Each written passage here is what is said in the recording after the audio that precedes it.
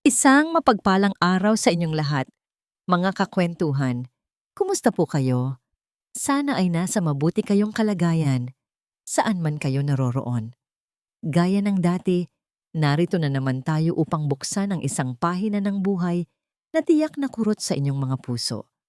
Handa na ba kayong sumama sa isang biyahe ng luha, pagbangon, at pag-ibig? Madalas nating marinig na ang tahanan ay kung nasaan ang puso.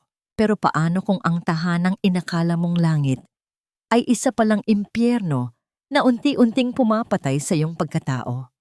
Sabi nila, ang pinakamasakit na sugat ay hindi galing sa kaaway, kundi mula sa taong nangakong protektahan ka. Ngayong araw, tunghayan natin ang kwento ng isang inang sinubok ng tadhana. Nabasag ang katahimikan ng marangyang dining room nang dumapo ang malakas na sampal sa pisngi ni Liab. Pak! Hindi ang anghang ng sampal ang nagpaluha sa kanya, kundi ang nakabibinging katahimikan ng lalaking nakaupo sa kabisera. Si Alon, ang asawa niya. Nakayuko ito, mahigpit ang hawak sa tinidor, pero ni isang beses ay hindi nag-angat ng tingin upang ipagtanggol siya. Tumulo ang dugo sa gilid ng labi ni Liab. Sa harap niya, nakatayo si Doña Balara, ang kanyang biyenan, na nanginginig ang mga daliri habang itinuturo ang pintuan. Ang mga mata ng matanda ay nanlilisik, parang mga patalim na handang humiwa ng laman. Sa labas, humahagupit ang malakas na bagyo, kumukulog at kumikidlat. Tila nakikisimpatya ang langit sa dilubyong nangyayari sa loob ng Hacienda Balintataw. Lumayas ka sa pamamahay ko, hampas lupa, sigaw ni Doña Balara. Ang boses nito ay matinis, pumapailan lang sa buong mansyon. Akala mo ba mapapaniwala mo kami habang buhay? Heto, basahin mo ang katibayan ng iyong kataksilan. Isang brown envelope ang ibinato ng Donya sa mukha ni Liab. Nagkalat ang mga papel sa makintab na sahig na gawa sa marmol. Dahan-dahang lumuhod si Liab para pulutin ang mga ito. Nanginginig ang kanyang mga kamay. Binasa niya ang nilalaman. Isang DNA test result. Negatibo. Nanlaki ang mga mata ni Liab. Tumingin siya kay Alon, puno ng pagmamakaawa. Alon, mahal, alam mong hindi ito totoo. Garalgal ang boses ni Liab. Alam mong ikaw lang ang lalaki sa buhay ko. Si Binhi, anak natin siya. Anak mo siya. Sa wakas, nag-angat ng tingin si Alon. Pero walang init sa mga mata nito. Walang pagmamahal. Para itong isang estatwa na walang pakiramdam. Ang lalaking nangako sa harap ng altar na mamahalin siya sa hirap at ginhawa, ngayon ay tumitingin sa kanya na parang isang basahan na dapat nang itapon. Umalis ka na, Liab. Mahina. Halos pabulong na sabi ni Alon. Huwag mo nang palalain ang sitwasyon.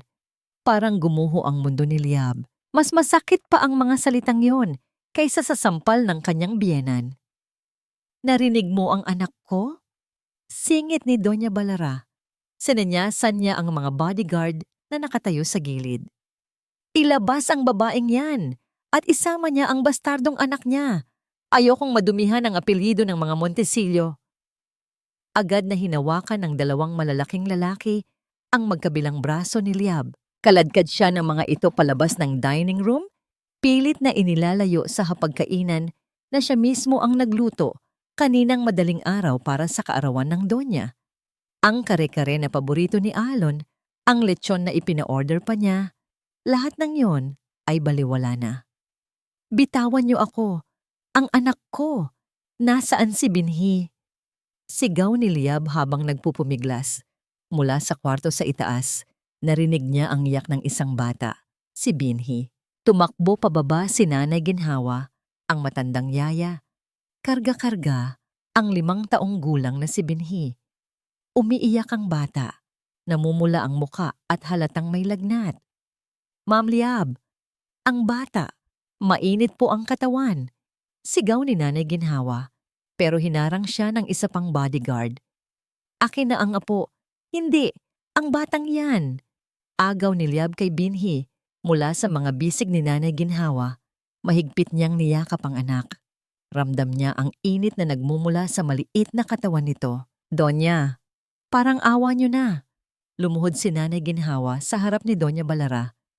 May sakit po si Binhi. Bumabagyo sa labas. Kahit bukas na lang po ninyo sila paalisin. Tumahimik ka, Ginhawa. Kung ayaw mong sumama sa kanila, isara mo ang bibig mo.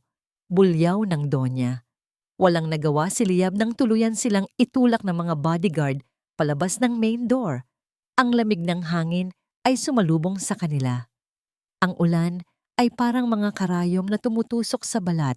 Wala siyang dalang payong, walang jacket, walang kahit anong gamit kundi ang suot niyang manipis na duster at ang anak na nanginginig sa kanyang mga bisig.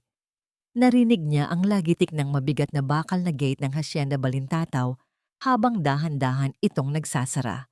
Sa huling pagkakataon, lumingon siya. Nakita niya si Alon sa bintana. Nakatayo, pinapanood silang mabasa ng ulan. At pagkatapos, tinalikuran na sila nito at isinara ang kurtina. Doon na tuluyang nadurog ang puso ni Liab, ang kanlungan niya. Ang pamilyang inalagaan niya ng 5 taon ay naglaho na parang bula. Mama, nilalamig po ako. Mahinang ungol ni Binhi. Ang boses ng bata ay garalgal at halos hindi na marinig dahil sa lakas ng ulan. Hinubad ni Liab ang kanyang tsinelas at mabilis na naglakad sa maputik na kalsada. Pilit na sinisilong ang ulo ng anak gamit ang sarili niyang katawan. Ang bawat hakbang ay mabigat. Ang bawat patak ng ulan ay parang luha ng langit para sa kanya. Madilim ang daan, walang streetlight. Tanging ang paminsan-minsang kidlat ang nagbibigay liwanag sa kalsada. Biglang naramdaman ni Liab na nanigas ang katawan ni Binhi sa kanyang mga bisig. Anak, tawag niya. Binhi, huwag kang tutulog anak. Kakausapin mo si Mama. Pero hindi sumagot si Binhi.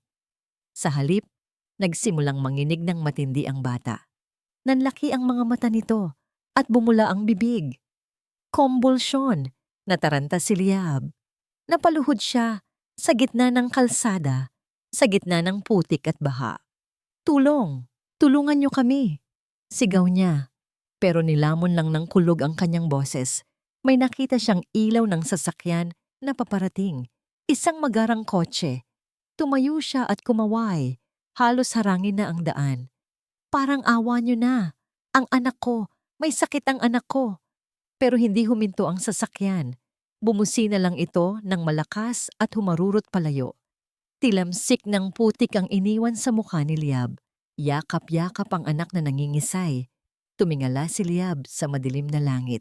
Ang luha niya ay humalo sa ulan. Wala siyang pera. Wala siyang matatatakbuhan. At sa gitna ng bagyo, unti-unting nawawalan ng malay ang nag-iisang dahilan kung bakit siya lumalaban. Mabigat ang bawat patak ng ulan sa bubong ng lumang owner-type jeep ni Tanglaw. Halos hindi na kinakaya ng kanyang wiper ang lakas ng buhos ng tubig. Galing siya sa city jail, kakatapos lang kausapin ng isang kliyenteng mahirap na napagbintangan ng krimeng hindi naman nito ginawa. Pagod na siya. Pagod sa sistema, pagod sa traffic at pagod sa paulit-ulit na kwento ng inhustisya. Kahit kailan, ang bagyo ay laging mas malupit sa mga walang masilungan. Bulong niya sa sarili habang binabagtas ang madilim na highway na malapit sa mga subdivision ng mayayaman.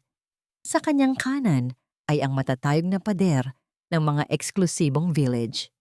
Sa kaliwa naman, ang maputik na daan papunta sa sitio Pag-ahon, ang lugar kung saan siya lumaki at piniling manilbihan bilang abogado ng bayan. Biglang napapreno si Tanglaw nang may mahagip ang kanyang headlights sa gitna ng dilim. Isang bulto. Sa gitna ng rumaragasang tubig baha sa gilid ng kalsada, may isang babaeng nakaluhod. Nakataas ang mga kamay nito sa ere, parang nagmamakaawa sa kawalan. Yakap-yakap nito ang isang maliit na bata. Diyos ko, bulalas ni Tanglaw. Mabilis siyang bumaba ng sasakyan. Hindi niya alintana ang pagkabasa ng kanyang sapatos at pantalon. Tumakbo siya palapit sa mag-ina. Miss! Miss, anong nangyari? Sigaw niya para marinig sa ingay ng ulan. Nilingon siya ng babae. Namumutla ito. Nanginginig ang mga labi at ang mga mata ay puno ng takot na hindi kayang ilarawan ng salita. Maganda siya, kahit basang-basa at puno ng putik ang mukha. Pero mukha siyang anghel na pinabagsak ng langit at inilublob sa impyerno. Ang anak ko, tulungan niyo kami. Garalgal ang boses nito, halos pabulong na lang. Hindi na siya gumagalaw. Tiningnan ni Tanglaw ang batang lalaki sa bisig nito. Maputla na ito at nangingisay pa rin ang bahagya. Dadalhin ko kayo sa klinika. Mabilis na desisyon ni Tanglaw. Binuhat niya ang bata. Magaan lang ito. Masyadong magaan para sa edad nito. Inalalayan niya ang babae pasakay sa passenger seat ng kanyang jeep. Nang makasakay sila, agad na pinaharurot ni Tanglaw ang sasakyan papasok sa makipot at lubak-lubak na daan ng sitio Pag-ahon. Kakaiba ang tanawin dito kumpara sa dinaanan niyang mansyon. Dito, dikit-dikit ang mga bahay na gawa sa tagpi-tagping yero at kahoy. Pero sa gitna ng bagyo may buhay. May mga kapitbahay na nagtutulungan mag-alis ng bara sa kanal. May mga nag-aabot ng pagkain sa bintana. Huminto ang jeep sa harap ng isang maliit na gusaling may nakapintang krus na pula sa pinto. Ang Barangay Health Center. Dok! Dok Teban! Sigaw ni Tanglaw habang buhat ang bata. Papasok. Agad na sumalubong ang matandang doktor ng baryo at ang dalawang nurse. Tanglaw? Anong nangyari? Ilapag mo dito, dali. Habang inaasikaso ng mga nurse ang bata, napaupo naman ang babae sa isang bangkyong kahoy sa sulok. Nanginginig pa rin ito. Kumuha si Tanglaw ng isang tuyong tuwalya mula sa cabinet at iniabot sa kanya. Magpunas ka muna, mahinahong sabi ni Tanglaw. Mabibinat ka niyan. Tumingala ang babae. Sa ilaw ng fluorescent light, mas lalong nakita ni Tanglaw ang lungkot sa mga mata nito. Parang pamilyar ang lungkot na yon. Parang nakita na niya ito dati, sa mata ng kanyang namayapang kapatid bago ito nawala. Salamat, mahinang sagot ng babae. Ako si Liab. Ang anak ko, si Binhi. Ligtas na siya, paniniguro ni Tanglaw, kahit siya mismo ay kinakabahan. Magaling si Doc Teban, huwag kang mag-alala. Ilang minuto ang lumipas, lumabas si Doc Teban mula sa emergency room. Seryoso ang mukha nito. Agad na tumayo si Liab, muntik pang matumba sa hina ng katawan. Inalalayan siya ni Tanglaw. Dok, kumusta po ang anak ko? Tanong ni Liab. Huminga ng malalim ang doktor. Naagapan natin ang kumbulsyon, Mrs. Pero may malala siyang pulmonya. Mahina ang baga niya at kailangan niya ng antibiotic na hindi available dito sa center. Kailangan itong mabili sa botika sa bayan sa lalong madaling panahon. Kung hindi, baka bumalik ang lagnat at hindi na kayanin ng katawan niya. Inabot ng doktor ang isang pirasong papel, ang reseta. Kinuha ito ni Liab, nanginginig ang kanyang mga kamay habang binabasa ang pangalan ng gamot. Alam ni Tanglaw na mahal ang gamot na yon. Magkano po ito? Tanong ni Liab, pero parang alam na niya ang sagot. Nasa 500 hanggang 1,000 siguro ang dosage na kailangan niya para sa 1 linggo, sagot ng doktor. Dahan-dahang kinapa ni Liab ang bulsa ng kanyang basang duster. Humugot siya ng hininga, umaasang may himalang mangyayari. Inilabas niya ang kanyang kamay. Sa kanyang palad, nakalatag ang isang barya. 20 piso. Basang-basa at may bahid pa ng putik. Iyon lang ang pera niya. Iyon lang ang natira matapos siyang palayasin ng asawa niya nang walang dalang kahit ano. Katahimikan. Nakatingin si Tanglaw sa barya, tapos sa mukha ni Liab, nakita niya ang pagguho ng pag-asa sa mga mata ng ina. Ang hiya, ang takot, at ang desperasyon ay naghalo-halo sa isang patak ng luha na tumulo sa pisngi ni Liab. 20 piso. Bulong ni Liab. Ang boses ay basag na basag. 20 piso lang ang halaga ng buhay ng anak ko? Tinitigan siya ni Tanglaw. Sa sandaling iyon, nakita niya hindi lang isang estranghero, kundi isang salamin ng lahat ng ipinaglalaban niya. Akmang bubunutin na ni Tanglaw ang kanyang wallet para mag-abot ng tulong nang biglang may dumating na sasakyan sa labas. Isang itim na van na may tatak ng pamilya Montesillo. Bumakas ang takot sa mukha ni Liab. Nandito sila. Bumukas ang pinto ng klinika at napatayo si Tanglaw sa harap ko. Tila isang kuta na handang humarang sa anumang panganib. Pumasok ang dalawang lalaking nakabarong, ang mga tauhan ni Doña Balara. Kilala ko sila. Sila ang mga tagapaglinis ng maruruming sikreto ng mga Montesillo. Misis, pinapabigay ng Donya, sabi ng isa sa kanila habang inilalapag ang isang makapal na sobre sa ibabaw ng lamesa. 1,000,000. Tanggapin mo na ito. Pumirma ka sa waiver na wala kang karapatan sa apelyido at ari-arian ng mga Montesillo. At lumayo ka na sa probinsyang ito. Huwag mo nang hintayin na mawalan pa kami ng pasensya. Tiningnan ko ang sobre. 1,000,000 piso. Iyon ang halagang katapat ng pananahimik ko. Iyon ang halagang katapat ng buhay namin ng anak ko. Naramdaman ko ang paghigpit ng hawak ni Tanglaw sa kanyang bag. Handa na sana siyang magsalita bilang abogado. Pero hinawakan ko ang kanyang braso. Pinigilan ko siya. Tumingin ako sa dalawang lalaki. Pagkatapos, dahan-dahan kong kinuha ang sobre. At itinapon ko ito sa basurahan sa gilid ng pinto. Sabihin niyo sa amo niyo, sabi ko sa boses na hindi nanginginig. Ang dangal ko at ang buhay ng anak ko ay hindi mabibili ng pera niyang galing sa nakaw. Umalis na kayo bago ko pa kayo ipahabol sa mga tao rito sa Sitio Pagahon. Magsisisi ka, Liab! Banta ng isa bago sila padabog na lumabas. Nang mawala sila, parang nawalan ako ng lakas at napaupo muli. Tumingin ako kay Tanglaw. Salamat. Pero paano ang gamot ni Binhi?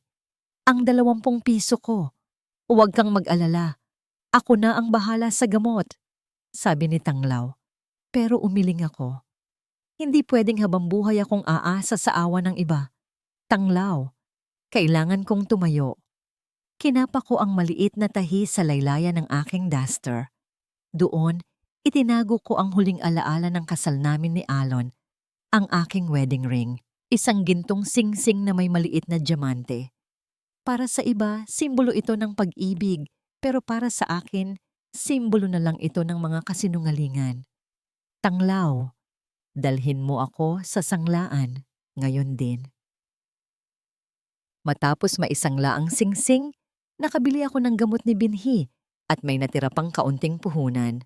Sa tulong ni Nanay Ginhawa, na sumunod pala sa akin sa Sitio Pagahon, matapos din siyang palayasin, nakahanap kami ng isang maliit at sirang kariton. Anong gagawin natin dito, Liab? Tanong ni Nanay Ginhawa habang nililinis ang kariton. Magluluto tayo, Nanay. Lugaw. Pero hindi ito ordinaryong lugaw. Ito ang lugaw, Liab. Ang recipe ng nanay ko bago pa ako naging alipin ng mga Montesillo. Nagsimula kaming magluto sa gitna ng kanto ng barong-barong. Ang amoy ng sariwang luya, ang bango ng tostadong bawang, at ang tamang timpla ng patis at luyang dilaw ay humalos sa hangin ng madaling araw. Lugaw. Lugaw kayo riyan, mainit at masustansyang lugaw.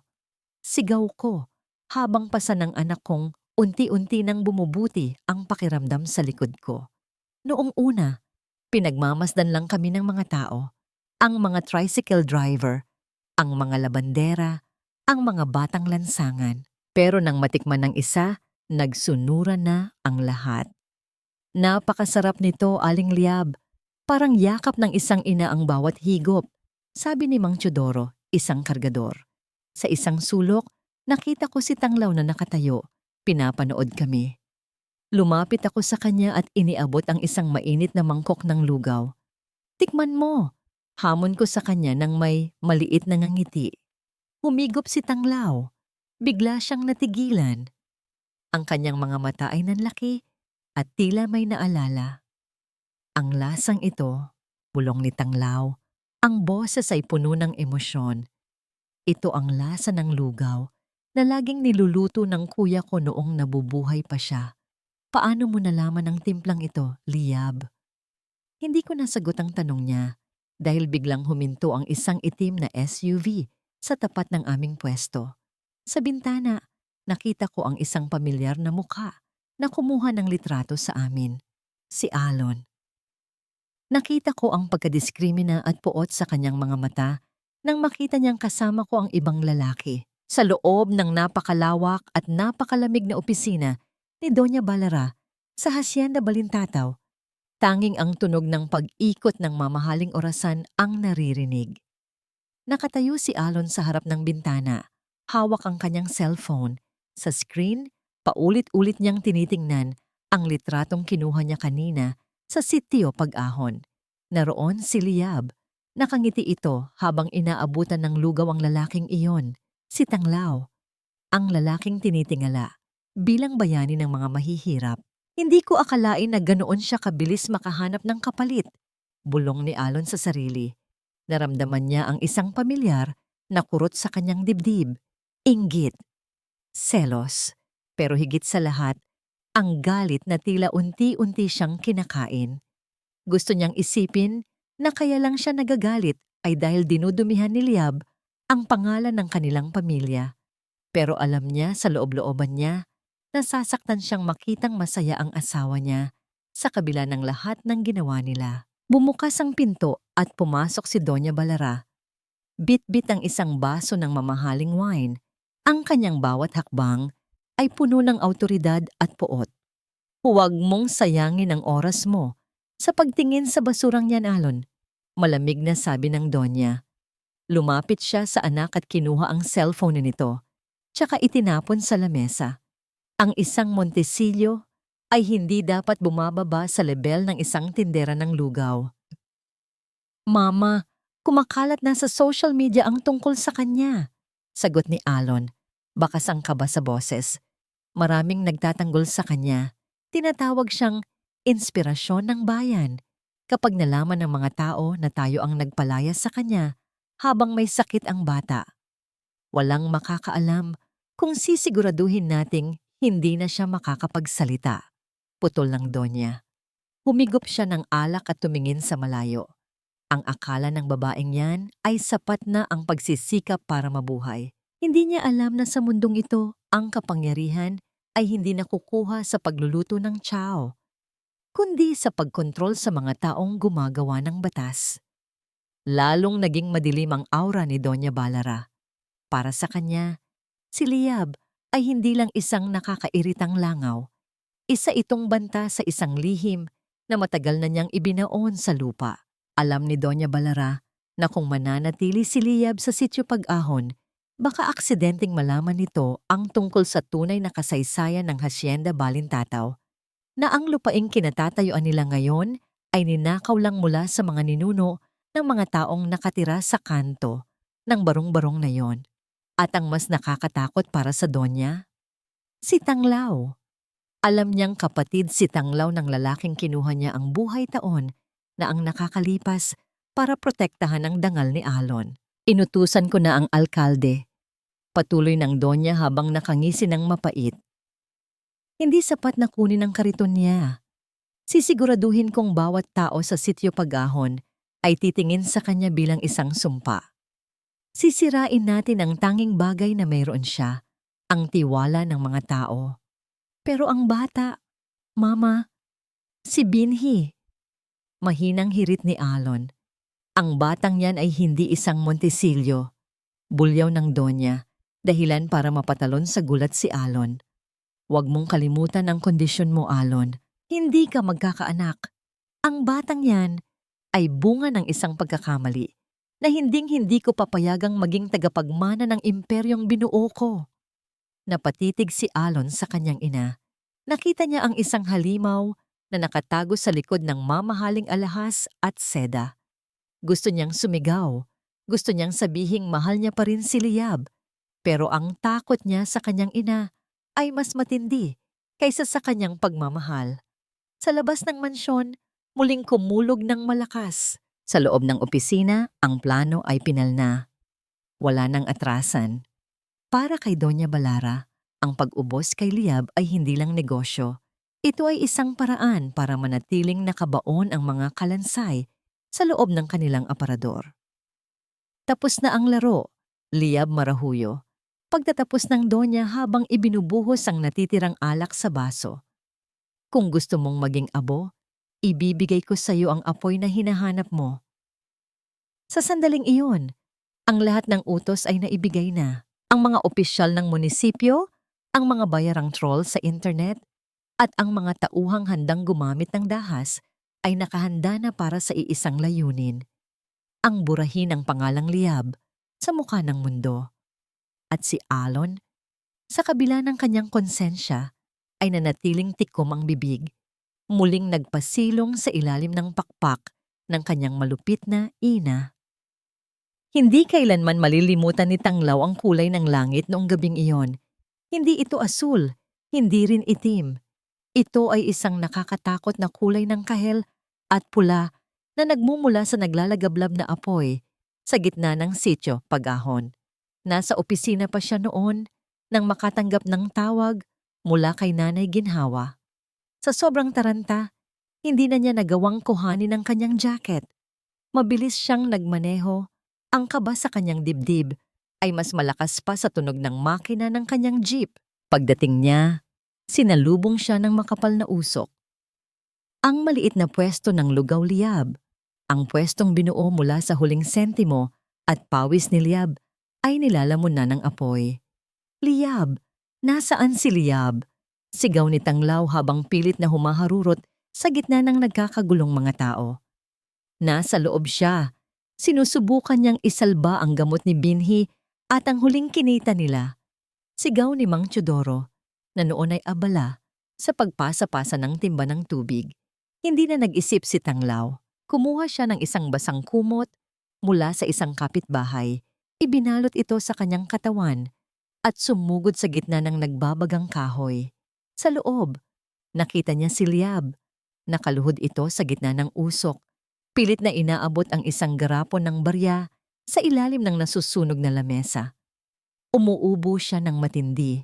Ang kanyang mga mata ay puno ng luhang hindi lang dahil sa usok, kundi dahil sa sakit ng makitang mawala ang lahat ng kanyang pinaghirapan. Liab! Halika na! Mapapahamak ka! Bulyaw ni Tanglaw habang hinahatak ang braso ng babae. Hindi Tanglaw! Ang gamot ni Binhi! Ang perang pambili ng pagkain namin. Mawawala lahat. Iyak ni Liab, pilit na kumakawala. Eksaktong bumagsak ang isang bahagi ng bubong sa tabi nila. Wala nang oras. Binuhat ni Tanglaw si Liab ng pilit at mabilis na lumabas bago pa sila tuluyang makulong sa nagbabagang impyerno. Pagkalabas nila, gumuho ang buong istruktura. Ang Lugaw Liab ay naging isang tumpok na lang ng nagniningas na uling at abo. Napaluhod si Liab sa putikan, tinitingnan ang dahan-dahang pagkamatay ng kanyang pangarap. Ang kanyang mga kamay ay may mga paso, at ang kanyang duster ay puno ng uling. Wala na. Tanglaw. Wala na tayong natira. Bulong ni Liab. Ang boses niya ay wala ng emosyon. Tila ang apoy na yon ang kumuha sa huling hibla ng kanyang pag-asa. Nanatili si Tanglaw sa tabi niya. Hindi siya nagsalita. Hinayaan niyang ilabas ni Liab ang lahat ng sakit.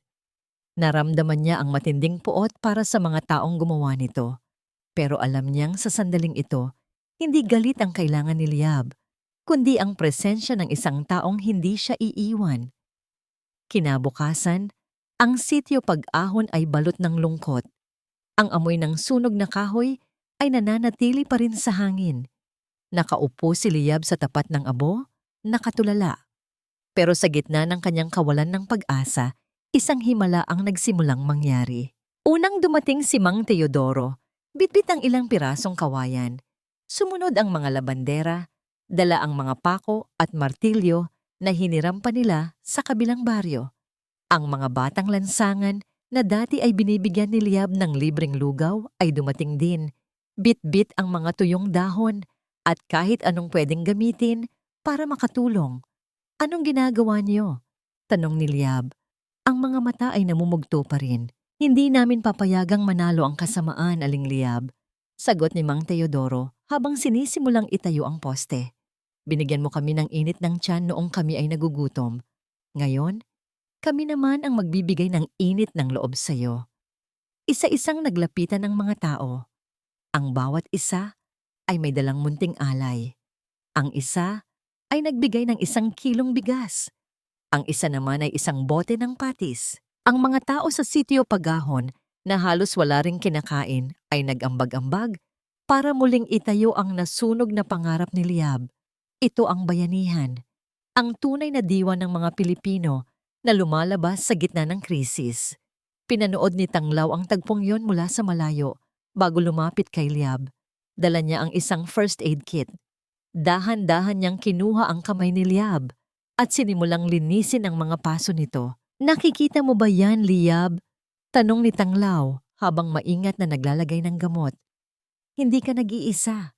Ang imperyong binuo mo sa kabutihan ay hindi kayang sunugin ng anumang apoy. Tiningnan ni Liab ang kanyang mga kapitbahay na nagtutulungan. Pagkatapos ay tumingin siya kay Tanglaw. Sa unang pagkakataon matapos ang trahedya, isang maliit na ngiti ang sumilay sa kanyang mga labi. Ang kanyang puso, na dati ay puno ng abo, ay muling uminit. Hindi dahil sa apoy ng galit, kundi dahil sa apoy ng pagmamahal at pag-asa. Salamat, Tanglaw, mahinang sabi ni Liab. Salamat sa hindi pagsuko sa akin. Hinding-hindi ako susuko, Liab. Sagot ni Tanglaw. Ang kanyang mga mata ay nangangako ng katapatan. Hanggat may 1 butil pa ng bigas at 1 taong naniniwala sa iyo, muling babangon ang Liab Marahuyo. Nang hapong yun, muling umusok ang kaldero sa gitna ng sitio Pagahon. Hindi lang ito lugaw, ito ay simbolo ng tagumpay laban sa pang-aapi. At sa bawat higop ng mga tao, ramdam nila na ang katarungan ay hindi na malayo. Ang laban ni Liab ay naging laban na ng buong komunidad at wala nang anumang takot ang makakapigil sa kanila. Matapos ang masiglang muling pagtatayo ng pwesto ng lugaw, pansamantalang namayani ang katahimikan sa maliit na silid na tinutuluyan namin ni Nanay Ginhawa sa sitio Pagahon. Tulog na si Binhi, payapang humihinga sa ilalim ng kulambo. Sa labas, naririnig ko ang mahinang pag-uusap ni Tanglaw at ng ilang mga lalaki sa EXOM na nagbabantay para sa aming seguridad. Napansin ko si Nanay Ginhawa. Nakaupo siya sa sulok, hawak ang isang lumang kwaderno na balot ng kupas na tela. Kanina pa siya balisa. Tila may malalim na iniisip na hindi niya masabi-sabi. Nanay, bakit hindi pa kayo natutulog? Tanong ko habang lumalapit sa kanya. Tapos na ang bagyo, Nanay. Ligtas na tayo rito. Huminga ng malalim si Nanay Ginhawa. Tumingin siya sa akin at sa unang pagkakataon, nakita ko ang takot at pagsisisi sa kanyang mga mata. Liab, anak, hindi pa tapos ang bagyo. Hanggat hindi mo alam ang katotohanan, hinding-hindi tayo magkakaroon ng tunay na kapayapaan. Tinawag ni Nanay Ginhawa si Tanglaw. Pinapasok niya ito sa loob at pinaupo sa tapat namin. Ang liwanag ng isang gasera, ang tanging nagbibigay buhay sa aming tatlo. Tanglaw, alam kong matagal mo nang hinahanap ang hustisya para sa kuya mong Silakan. Panimula na ni Nanay Ginhawa. Ang boses ay nangangatog. Natigilan si Tanglaw. Ang pangalan ng kanyang kapatid na namatay 6 na taon na ang nakakalipas ay tila isang sugat na muling binuksan. Ano ang kinalaman ni Kuya Lakan sa lahat ng ito, Nanay Ginhawa? 6 na taon na ang nakakalipas bago ka pa ikasal kay Alon, Liab. Alam na ni Doña Balara na baog ang kanyang anak. Hindi kailanman magkakaroon ng tagapagmana ang mga Montesillo. Pagpapatuloy ni Nanay. Pero hindi matanggap ng Doña na mapuputol ang kanilang lahi. Noong gabi ng pagdiriwang sa hasyenda, noong nalasing ka at nawalan ng malay, hindi si Alon ang kasama mo sa kwarto. Parang tumigil ang pag-ikot ng mundo ko. Ang alaala ng gabing iyon ay malabo. Isang madilim na bahagi ng buhay ko na pilit kong kinalimutan. Ang akala ko, dahil asawa ko na si Alon noon ay siya ang kasama ko. Ang kuya mo, Tanglaw. Sila ka ng inutusan ni Doña Balara, hikbi ni Nanay Ginhawa. Binantaan niya sila kan na papatayin ang inyong pamilya kung hindi siya susunod. Ginawa niya iyon para iligtas ka, Tanglaw. Pero pagkatapos ng gabing iyon, nang malamang buntis si Liab, hindi na nakayanan ni Lakan ang konsensya. Gusto niyang sabihin sa iyo ang totoo, Liab. Gusto niyang panagutan si Binhi. Kaya ba siya na aksidente? Tanong ni Tanglaw. Ang boses ay puno ng pait at galit. Tumango si Nanay Ginhawa habang tumutulo ang luha. Hindi iyon aksidente. Ipinapatay siya ni Doña Balara para manatiling lihim ang lahat. At si Alon, alam niya ang lahat, pero mas pinili niyang magbulag-bulagan para sa yaman at kapangyarihan. Napatingin ako kay Binhi, ang aking munting hatgiyong. Ang batang laging tinatawag na bastardo ng pamilya Montesillo ay anak pala ng kapatid ni Tanglaw. Ang dugong dumadaloy sa kanyang mga ugat ay hindi dumi, kundi dugo ng isang mabuting tao na binuwis ang buhay para sa kanyang pamilya. Naramdaman ko ang matinding hapdi sa aking dibdib. Ang lahat ng hirap, ang lahat ng pang-aalipusta na tiniis ko sa loob ng Hacienda Balintataw. Lahat ng iyon ay nakabase sa isang malaking kasinungalingan. Ginamit nila ako. Ginawa akong makina para lang magkaroon sila ng tagapagmana at pagkatapos ay itinapon na parang basura. Hinawakan ni Tanglaw ang aking kamay. Ramdam ko ang panginginig ng kanyang mga daliri, pero ang kanyang tingin ay matalim at puno ng determinasyon. Liab, tawag niya sa aking pangalan. Hindi lang ito laban para sa pwesto ng lugaw. Ito ay laban para sa buhay ng kuya ko, para sa dangal mo, at para sa kinabukasan ni Binhi. Hindi ko hahayaang manatiling nakabaon ang katotohanan ito. Inabot ni Nanay Ginhawa ang lumang kwaderno kay Tanglaw. Narito ang lahat, Tanglaw. Ang mga petsa, ang mga pangalan ng mga saksi na binayaran ng Donya, at ang sulat na iniwan ni Lakan bago siya mawala. Itinago ko ito sa loob ng maraming taon dahil natatakot ako. Pero ngayon, nakikita ko na ang katapangan sa inyong dalawa. Tiningnan ko ang kwaderno. Ito ang aming sandata. Ang kaisa-isang susi na magpapabagsak sa matatayog na pader ng Hacienda Balintataw. Sa sandaling iyon, ang takot ko ay napalitan ng isang malamig at matinding galit. Hindi na ako ang Liab na maaring saktan at apihin.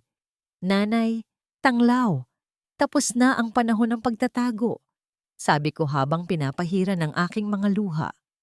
Kung gusto nila ng giyera, ibibigay natin sa kanila. Pero sa pagkakataong ito, hindi tayo gagamit ng dahas. Gagamitin natin ang katotohanan. Lumabas kami ni Tanglaw sa maliit na dampa. Ang langit ay nagsisimula ng magliwanag. Ang bukang liwayway ay parating na. At kasabay nito ang isang bagong yugto ng aming laban. Alam naming mapanganib ang landas na tatahakin namin.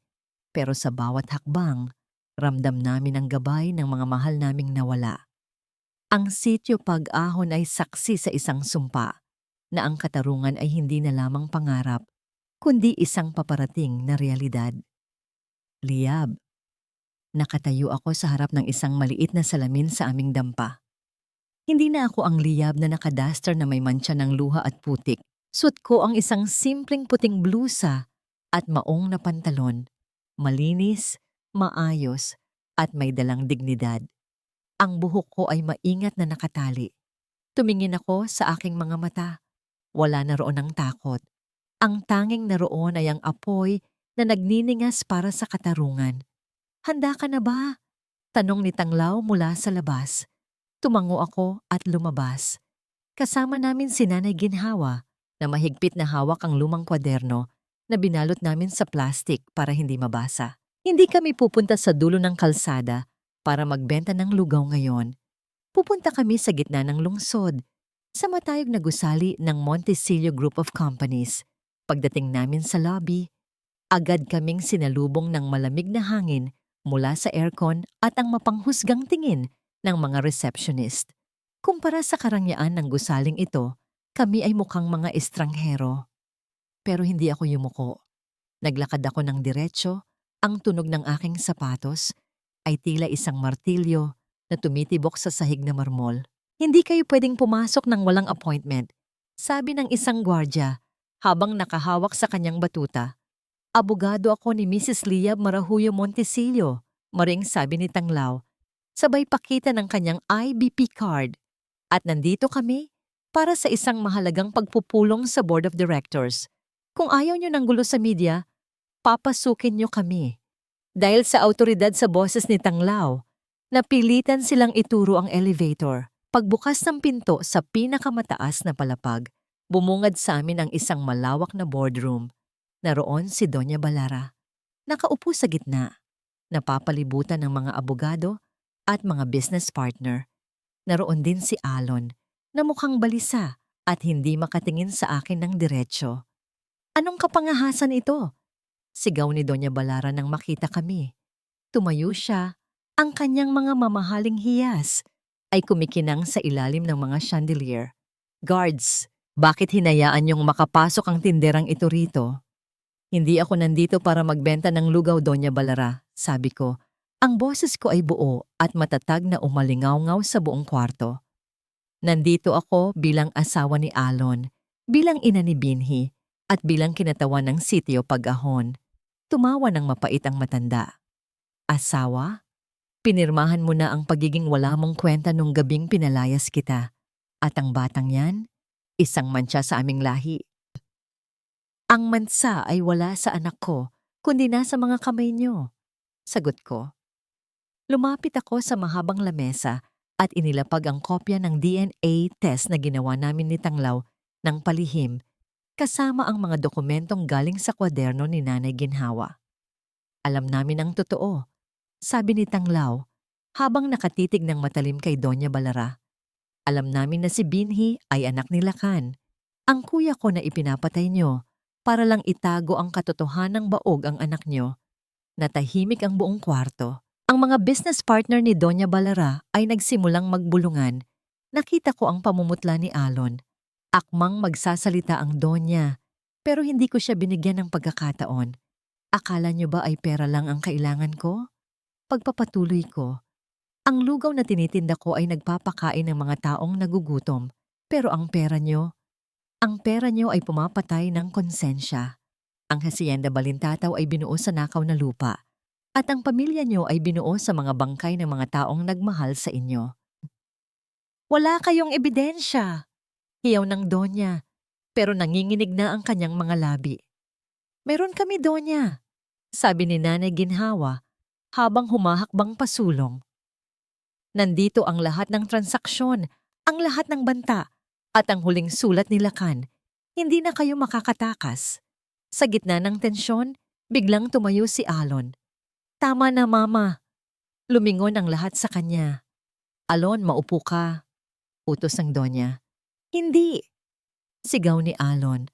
Ang mga mata ay puno ng pagsisisi. Pagod na akong mabuhay sa kasinungalingan mo. Liab, patawarin mo ako. Totoo ang lahat ng sinabi nila. Nagkagulo sa loob ng boardroom. Alam ko, ito na ang simula ng kanilang pagbagsak, pero hindi ko inasahan ang susunod na nangyari. Sa sobrang galit at desperasyon, may tinawagan si Doña Balara sa kanyang phone. Gawin niyo na. Ngayon din. Unggas niya. Lumingon siya sa akin ng may mapanganib na ngiti. Akala mo ba ay nanalo ka na? Habang nandito kayo, ang mga tao ko ay nasa sitio Pag-ahon na. Kunin niyo ang bata. Nanlamig ang buong katawan ko. Ang aking munting binhi. Anong ginawa mo? Sigaw ko habang dinaluhong ang lamesa. Kung hindi mapapasakin ang tagapagmanang yan, walang makikinabang sa kanya. Tawa ng Donya, isang tawang parang galing sa ilalim ng lupa. Alon. Naiwan akong nakatayo sa gitna ng boardroom. Habang mabilis na lumabas sina Liab at Tanglaw. Ang bawat salitang binitawan ni Liab ay parang lason na unti-unting pumapatay sa aking pagkatao. Tumingin ako sa aking ina, kay Doña Balara. Nakaupo siya roon, hinihingal sa galit, habang hinihintay ang balita mula sa kanyang mga tauhan. Sa sandaling iyon, nakita ko ang isang halimaw. Hindi ko na makita ang ina na nag-aruga sa akin.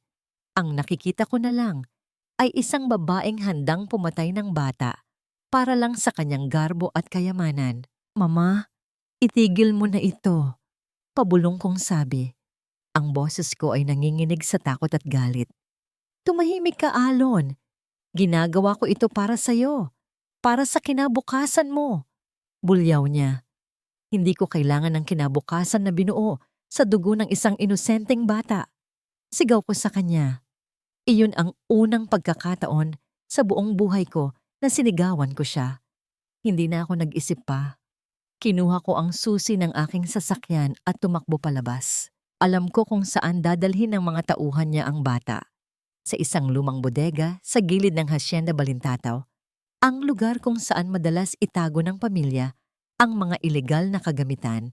Pinaharurot ko ang sasakyan. Ang ulan ay nagsisimulang pumatak muli. Parang paalala ng gabing pinalayas ko sila. Patawad, Liab. Patawad, Binhi. Paulit-ulit kong bulong. Pagdating ko sa bodega, nakita ko ang itim na van. Rinig ko ang iyak ni Binhi mula sa loob. Ang mga tauhan ng aking ina ay nagkakagulo dahil sa pagdating ng mga taga-sityo Pagahon na sumunod pala sa kanila. Ibigay niyo sa akin ang bata. Utos ko habang pababa ng sasakyan. Pero Sir Alon, utos po ng donya na, ako ang amo niyo. Ibigay niyo sa akin ang bata. Muli kong sigaw. Dahil sa takot sa akin, dahan-dahang iniabot ng isa sa kanila si Binhi. Yakap-yakap ko ang bata. Nanginginig siya, basang-basa ng pawis at luha. Nang makita niya ako, lalong lumakas ang iyak niya. Papa Alon, gusto ko kay Mama. Iuwi niyo po ako kay Mama. Doon ako nadurog. Ang batang ito na hindi ko kadugo ay tinuring akong ama sa loob ng 5 taon. Pero hinayaan kong saktan siya ng sarili kong ina. Shh! Tahan na, Binhi. Nandito na si Papa. Hindi ka na nila masasaktan, sabi ko habang mahigpit siyang niyayakap. Eksaktong dumating si Liab at Tanglaw. Kasunod ang mga pulis na tinawagan ni Tanglaw kanina.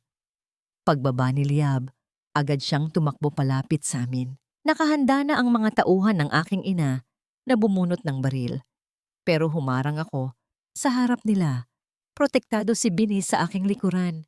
Huwag niyo silang susubukan, banta ko sa mga tauhan. Isusuko niyo ang mga baril niyo o ako mismo ang papatay sa inyo.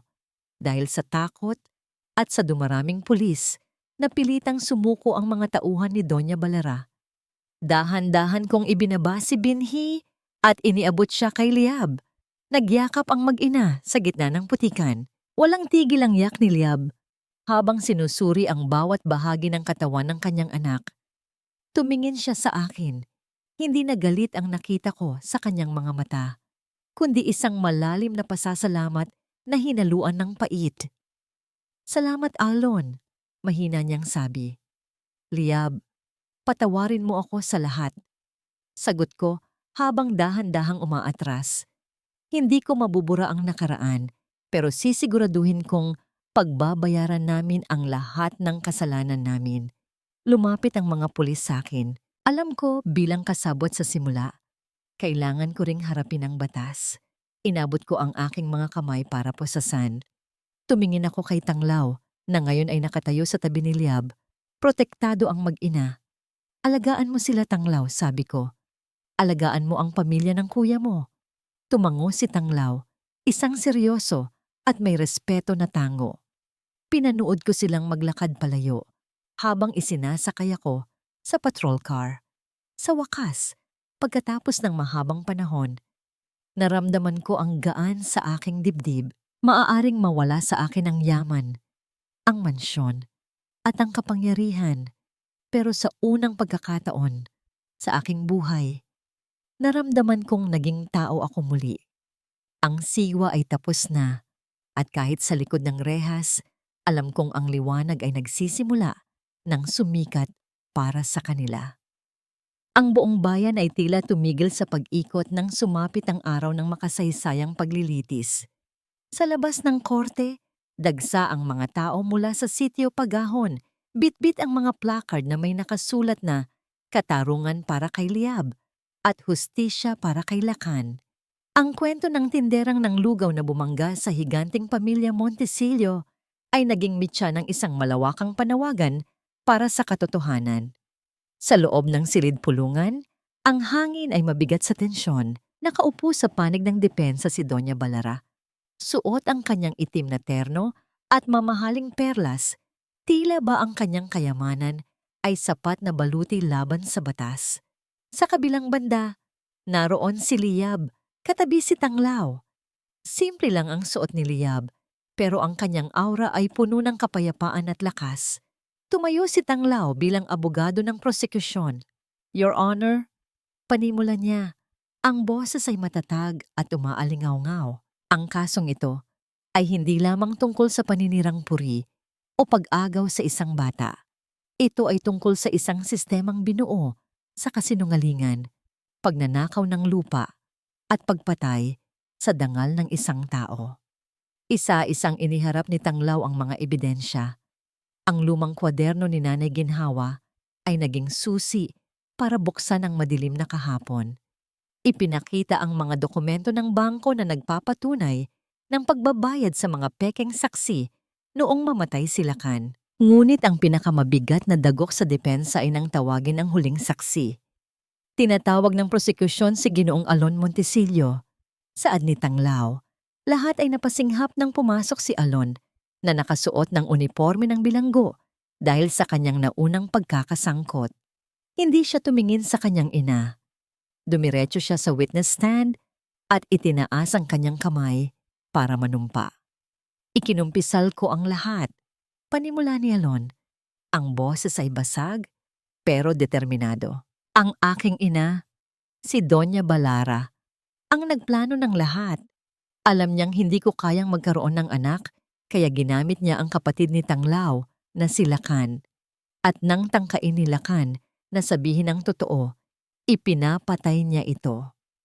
Pagsisinungaling yan. Pinagtataksilan mo ang sarili mong dugo, Alon. Sigaw ni Doña Balara. Pilit na tumatayo pero agad na pinigilan ng mga court bouncers. Hindi tumigil doon ang revelasyon.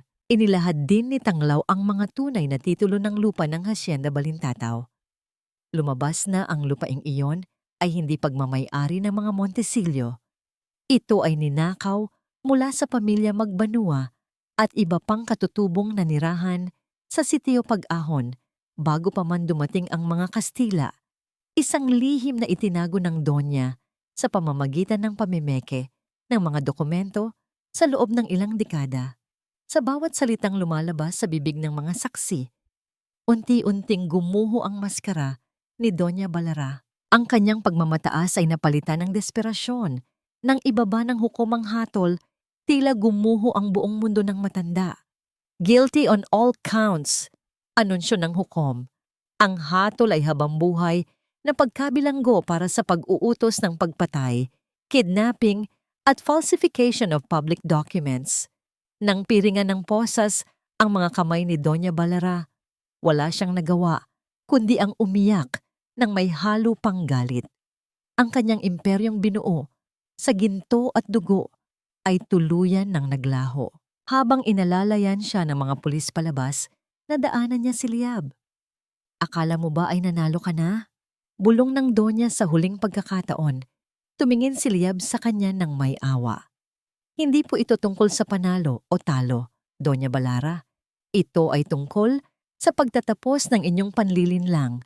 Ang yaman ay nauubos, pero ang katotohanan ay mananatili habang buhay. Pagkalabas ng korte, sinalubong sina Liab at Tanglao ng malakas na hiyawan ng kagalakan mula sa mga tao ng sitio Pagahon. Binuhat ni Tanglao si Binhi, na ngayon ay masigla na at nakangiti. Sa sandaling iyon, ang Hacienda Balintataw ay hindi na isang simbolo ng pang-aapi, kundi isang lupain na ibabalik sa mga tunay na nagmamay-ari nito. Niyakap ni Liab ang kanyang anak ng mahigpit. Ramdam niya ang gaan ng kanyang kalooban. Ang laban na nagsimula sa isang mangkok ng lugaw ay nagtapos sa isang makasaysayang tagumpay. Wala nang kailangang magtago, wala nang kailangang matakot. Ang katarungan ay hindi na lamang isang pangarap na abot-tanaw. Ito ay isang realidad na kanilang tinatamasa sa ilalim ng sikat ng araw. Liab, 1 taon na ang nakalipas. Ang amoy ng sunog na kahoy at maputik na kalsada sa sitio Pag-ahon ay napalitan na ng bango ng sariwang pandesal at ang walang katulad na aroma ng kumukulong lugaw. Hindi na ito ang kanto ng barong-barong na dati ay pinagtataguan namin ng aking mga pangarap. Ngayon, ang lugar na ito ay kilala na bilang Barangay Liab, isang komunidad na binuo mula sa pagkakaisa at malasakit. Nakatayo ako sa harap ng aming bagong gusali, ang kusina ng Liab. Hindi lang ito isang kainan. Isa itong social enterprise kung saan ang mga nanay sa komunidad ay nagtatrabaho at nagluluto para sa mga bata at manggagawa. Ang pwestong nagsimula sa isang sirang kariton ay naging simbolo na ng pag-asa sa buong probinsya. Mama! Mama! Tingnan niyo po ang drawing ko! Tawag sa akin ni Binhi. Lumapit sa akin ang aking anak. Malusog na siya, masigla, at puno ng buhay. Wala na ang pulmonya, wala na ang takot sa kanyang mga mata. Sa kanyang drawing, may 2 malaking tao na nakahawak sa kanyang kamay sa tapat ng isang makulay na bahay. Napakaganda, anak, sabi ko habang hinahagkan ng kanyang noo. Sino itong nasa drawing mo? Si Mama, si Binhi, at si Tito Tanglaw po. Nakangiting sagot ng bata. Eksaktong dumating si Tanglaw. Suot ang kanyang barong. Galing siya sa opisina ng gobyerno para asikasuhin ang huling papeles ng pamamahagi ng lupa ng dating Hacienda Balintataw sa mga magsasaka. Ang matayog na pader ng mansyon ay giniba na at ang lupaing iyon ay tinataniman na ngayon ng palay at gulay na pagmamay-ari na ng taong bayan. Mukhang sikat na naman ang drawing ko rito, ah? Biro ni Tanglaw habang kinakarga si Binhi. Tumingin siya sa akin. Ang kanyang mga mata ay puno ng paghanga at pagmamahal. Liab, handa na ang lahat. Ang sitio Pag-ahon ay opisyal ng kinikilala bilang modelo ng land reform sa bansa. Dahil ito sa'yo. Dahil hindi ka sumuko. Dahil ito sa atin, Tanglaw, sagot ko. Dahil sa bawat mangkok ng lugaw na pinagsaluhan natin at sa bawat taong naniwala na ang katarungan ay hindi nabibili. Dahan-dahang kinuha ni Tanglaw ang aking kamay. Liab, marami na tayong pinagdaanan. Naging saksi ako sa pagbangon mo mula sa abo. At sa bawat araw na lumilipas, mas napatunayan ko na ikaw ang liwanag na gusto kong makasama habang buhay. Binhi, payag ka bang maging tatay mo na ako habang buhay? Nanlaki ang mga mata ni Binhi at masiglang tumango. Opo. Opo. Tito Tanglaw. Papa Tanglaw. Nagtawanan kami. Isang tawang puno ng kagalakan na matagal naming ipinagkait sa aming mga sarili. Sa di kalayuan, nakita ko si Nanay Ginhawa na masayang nakikipagkwentuhan sa mga kapitbahay habang naghahain ng lugaw. Ang buhay ay hindi perpekto, pero ito ay totoo. Naisip ko si Alon na balita ko ay nagsisilbi bilang volunteer cook sa loob ng bilangguan at si Doña Balara na hanggang ngayon ay hindi pa rin matanggap ang kanyang pagkatalo. Naawa ako sa kanila dahil sa gitna ng lahat ng kanilang yaman, hinding-hindi nila naramdaman ang yaman na mayroon ako ngayon, ang pagmamahal ng isang tunay na pamilya at ang respeto ng isang komunidad. Ang Lugaw Liab ay patuloy na uusok, patuloy na magbibigay ng init sa mga nagugutom at patuloy na magpapaalala sa lahat na ang pinakamatibay na imperyo ay hindi itinatayo sa ginto, kundi sa busilak na puso at pagmamahal sa kapwa. Ang bukang liwayway ay tuluyan ng sumikat at sa bagong umagang ito, wala na kaming ibang baon, kundi ang pag-asa. Ang kwento ni Liab ay nagtuturo sa atin na kahit gaano man kadilim ang gabi at kahit gaano man kabigat ang pagsubok, laging may pag-asang naghihintay sa atin basta't tayo ay marunong lumaban ng may dignidad. Ang tunay na yaman ay hindi matatagpuan sa mga mamahaling hiyas o malalaking mansyon, kundi sa katapatan ng ating puso at sa mga taong handang tumulong sa atin sa oras ng kagipnan. Ang paghihiganti ay hindi kailanman nagbibigay ng kapayapaan, ngunit ang pagtayo para sa katotohanan ang magpapalaya sa atin. Maraming salamat po sa inyong pagsama sa bawat kabanata ng buhay ni Liab. Sana po ay nagustuhan ninyo ang kwentong ito at nag-iwan ito ng aral sa inyong mga puso. Ano pong bahagi ng kwento ang pinaka-nagustuhan ninyo? I-comment nyo po sa ibaba ang inyong mga saloobin. Gusto rin naming malaman kung anong genre ng kwento ang nais ninyong pakinggan sa susunod. Isang kwento ba ng muling pagtatagpo o isang misteryong puno ng kilig? Hindi dito nagtatapos ang ating paglalakbay. Marami pa pong kwentong kasing ganda at mas puno ng aral dito sa aming channel. Kung nagustuhan nyo ang kwentong ito, i-like, i-share sa pamilya at mga kaibigan, at mag-subscribe na rin para lagi kayong updated sa mga susunod pa naming kwento. I-click nyo ang notification bell para kayo ang unang makarinig kapag may bago kaming upload. Pagpalain po kayo ng Panginoon, kayo at ang inyong buong pamilya. Hanggang sa muli.